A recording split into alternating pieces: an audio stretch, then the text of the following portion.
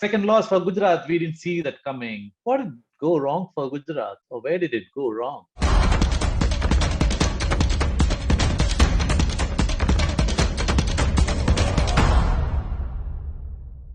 Hello, everyone. This is the Straight Bat with Gulf News and Mr. Cricket UAE, that is Anis Sargent. Anis could not be with us on the show today, but we have Gulf News sports editor Satish, and we have a Punjab Kings fan, that is Anmol Verma. And I'm sure Anmol has plenty to cheer today because an overwhelming victory by the Punjab Kings. Satish, I think you will have to do the honors today in place of Anis. Gujarat, second loss for Gujarat, we didn't see that coming. What did go wrong for Gujarat, or where did it go wrong? I think it started with the toss because it was not a easy wicket to bat on, and I think Pandya took a brave decision to try out how they set the target basically. And again, Sham, it's a one way to look at it that way, but the second one is Punjab has been very inconsistent. One match they play exceedingly well, and other one they do very badly. So I think it was also one of those days where they did exceedingly well. So both coincided with each other and made sure that Gujarat suffered their second loss. I think nothing to take credit away from Punjab, but Gujarat had a completely off day because 150 could have been they could have restricted Punjab or they could have tried it better. But I think the initial couple of overs, they gave away runs in plenty, and then they didn't bowl in the right areas. Anmol, it must have been a bad day for Gujarat, but Punjab didn't put a foot wrong. Everything went right for them. Tell us all about it. Yeah, everything was spot on. After that run out of Shubman Gill, I was pretty impressed with Rishi Dhawan. And after that, all of things going on the Punjab's way. Punjab was giving the right foot on the right path. Rabada taking the wicket of Vridhiman Saha, and then Rishi Dhawan came after the power play and took the wicket of I think Hardik Pandya. Yeah, Hardik Pandya. Everyone was spot on. They restricted them to a very good total. It was Hardik Pandya himself said that it was not a pass score. They wanted to set, and after that, a good batting display by all of them. Yeah, Westro is going with a very off days this month.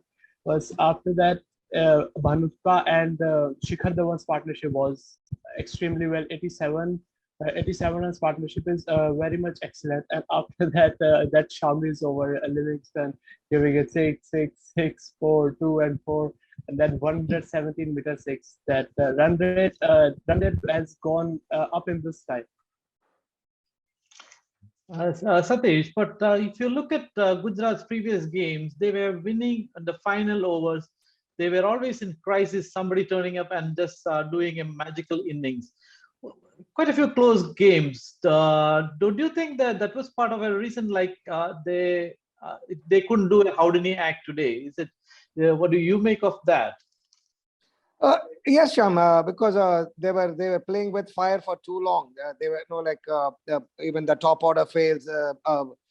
You're looking at David Miller, or I think the reliance on David Miller or Tewatia or Rashid Khan to shore them up was too much. But again, like if one of them had clicked also, but it's not that they don't have the firepower. They have the firepower. Unfortunately, today none of them clicked, and everybody had an off day as a collective unit, both as a batting and the bowling unit. So I think it's a best game for them to forget it and then move on. It's not. They actually played like the debutants, which we expected them to do. They were true to form today. Okay, coming back to Anmol. Anmol, again, today you had Sangwan playing, and you had Yash Dayal fit, but you have an embarrassment of riches there. I mean, two good players, two youngsters, two domestic players turning up well. Rahul Sangwan today. But more importantly, Sandeep Sharma bowled an excellent spell today. I think his first 3 overs was very good, and finally he ended up with 4 overs, 17 runs. I think that played a crucial part in actually stemming the flow of runs, isn't it? Yeah, Punjab Kings have very silent heroes in their team. I must say that Sandeep Sharma with 4 overs and 70 runs. Yeah, wickets not always wickets matter the most. As in case of Arshdeep, also you think he's executing Yorkers a match after match. Every match he's giving Punjab Kings crucial moment to take the win, but unfortunately not they are not executing some of their plans or some of their phases. See, I was saying that for Gujarat Titans, they had Rahul Sangwan and Yash Dawal, two youngsters coming. Today, Rishi Dhawan did a good turn for the Punjab, isn't it? Yeah, Rishi He's, Dhawan, he's been continuing to impress over the last few games, actually, isn't it? yeah, he's doing it. He was coming first. He was coming after 6 years, and in the last over he was defending, I think, 27 runs when Dhoni is on strike, and you can expect this way or completely that way, because Dhoni can take you match from your mouth also, like Thawatia did from us, and Rishi Dhawan bowled really extremely well there, and he's bowling this time also.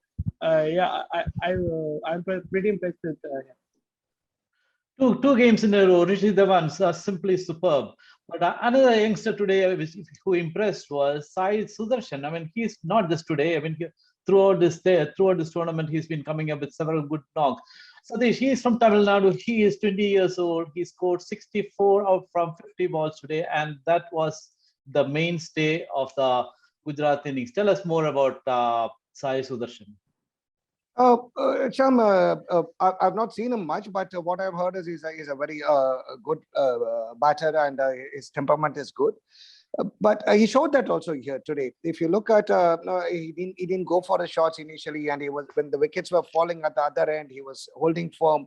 And to be honest, after 42 deliveries, there was not a single boundary scored, and here comes this man who starts scoring 4 boundaries and giving the team the innings the momentum. It was an exceptionally good knock, and that should help him in good stead to, and it would have given him the confidence to take or play more knocks like this in the future. And more, the more I see about Rajapakse playing, I get the feeling Punjab was made a mistake by dropping him in some of the matches, isn't it? Yeah. They went with a completely blunder dropping Rajapaksha, because he was in form, and you can't drop an informed player in place of a reputation player. As you can see that Bairstow is not performing really well according to his reputation, and Bhanuka Rajapaksa is pretty much doing well for Punjab Kings, and at number 3 he's solving the problem for middle order also. Satish, coming to Rashid Khan was pretty toothless today, but he was economical as usual. I mean, he 4 overs, 21 runs, but no wickets. Wickets from Rashid Khan is crucial for Gujarat or any team for that matter, whichever team he plays. Because through even for Hyderabad last year, I mean, he's been a wicket taker. We have not seen too many wickets from him this year. So I mean, so is this case with Ravi Bishnoi for Lucknow. We have I mean, these are primarily googly bowlers more than leg spinners, but they have not been getting wickets. What is happening there? Sham, I think if you look at even the last game when Umran Malik didn't get wickets, the key is, if you don't give wickets to these bowlers, they will start trying, because they wanted the wickets. They wanted the wickets to get their confidence, and then they wanted to get the new batter out, because that will give them the advantage. But when they don't get the wickets, they have to try something new. I think there is a clear plan not to give wickets to Rashid Khan, so that you get singles, twos off him, and then negate him. And then obviously one bad ball or one bad over, you can capitalize on it, and then target the other bowlers. That's one aspect of it. But today, unfortunately, by the time Rashid Khan came in, I think Punjab were already with a brilliant start.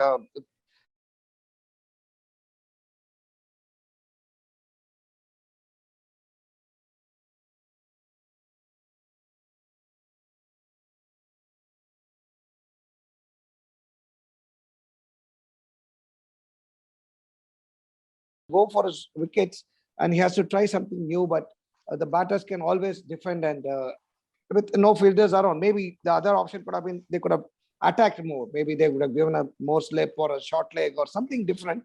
But that was not the case. So you can't expect the bowler to get a wicket when there's not much runs to defend, because the pressure is not there.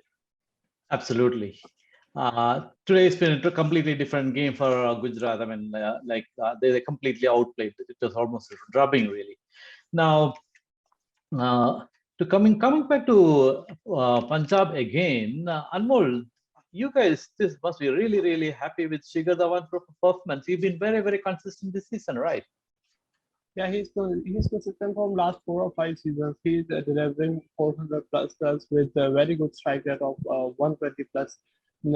I'm very happy that he's performing for he performed for Delhi and he's performing again for Punjab. He's making the crucial runs for them. And I heard her said that whenever he hit the 40 plus run in 3 matches, and Punjab won all the 3 matches, and this was the fourth one.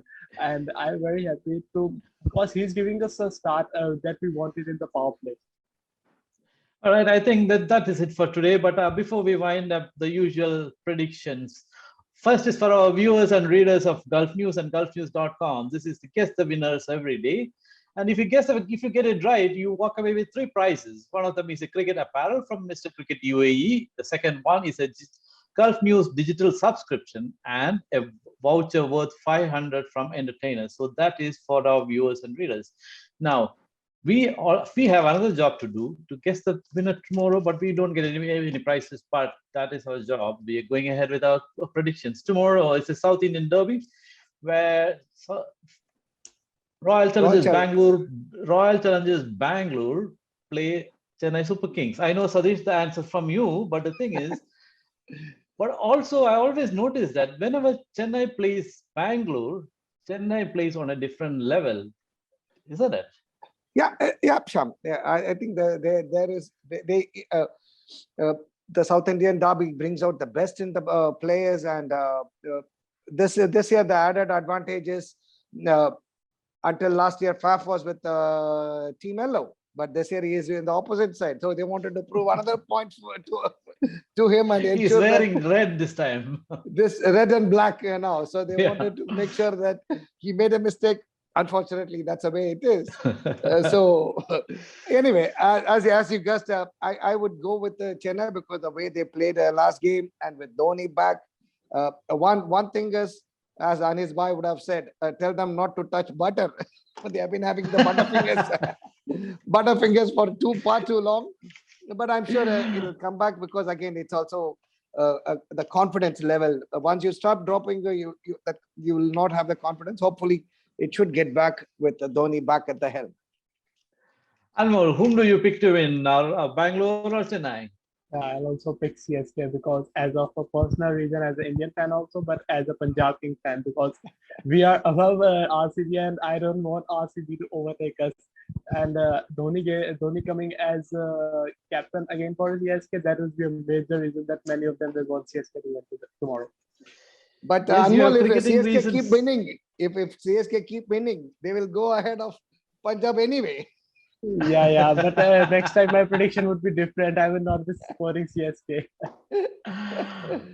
Both of you have picked CSK, so I feel bad if you don't pick Bangalore because I have a sentimental connection to Bangalore, so I'm going to pick Royal Challengers to beat Chennai this time. Let's see what unfolds for us tomorrow. That's it from us today. Thank you very much for joining us, and thank you for all our viewers for tuning in. See you tomorrow. Good night.